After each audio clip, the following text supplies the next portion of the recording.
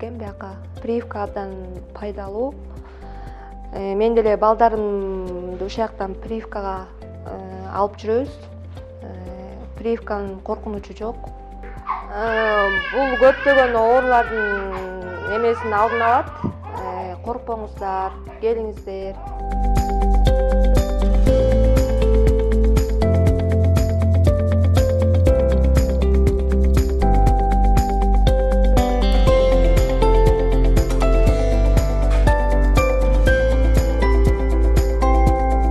Прививкасына келдим. Биз такай эле прививканы төрөлгөн кезден баштап эле алып келебиз.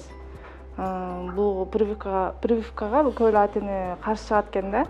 Негизи айтар элем, ошо келип алыңыздар депчи. Бул балабыздын келечеги үчүн алыш керек. Биз деле кичинекейибизде ошол прививканы алганбыз да. Эч кандай каршы жактарын көргөн жокпуз да. Ошон үчүн ошо прививканы алган тура эле го деп ойлойм да. Тиги бала үчүн өтө көп пайдалуу жактары бар экен да.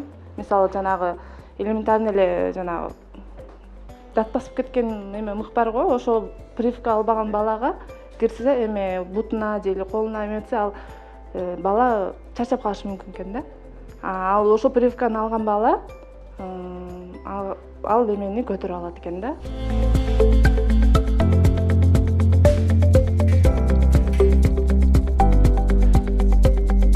Эмдөөнү өз учурунда алыш керек, 1 жашка чейин алыш керек. Эмне үчүн дегенде, биз пентавакцинаны жасаганда анын ичинде коклюшка, дифтерияга жана хив вакцинага и вирусный гепатит Б-га вакцина бар. Анан 1 жашка чейин биз дагы полиомиелитке каршы жасайбыз, ротовирусный инфекцияга каршы жасайбыз и пневмококковый вакцина жасайбыз. Ар бир вакцина балдардын өзүнүн возрастында жасалат. 1 жашка чейин бул эмдөөлөрдү жасабаса, мисалы үчүн, если 1 жашка чейинки бала пентавакцинаны албай калса, 1 жаштан кийин алам деп келсе, уже пентавакцина алынбай калат. Аларга биз АКДС вакцина жасайбыз, вирусный гепатит, а ичинде хив вакцина очень важный вакцина калып калат да.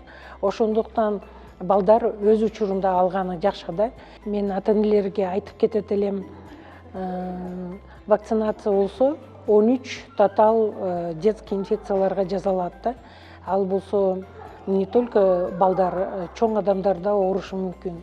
Мисалы үчүн азыр болсо полиомиелит кездешип атат Средний Азияда, кор кездешип атат.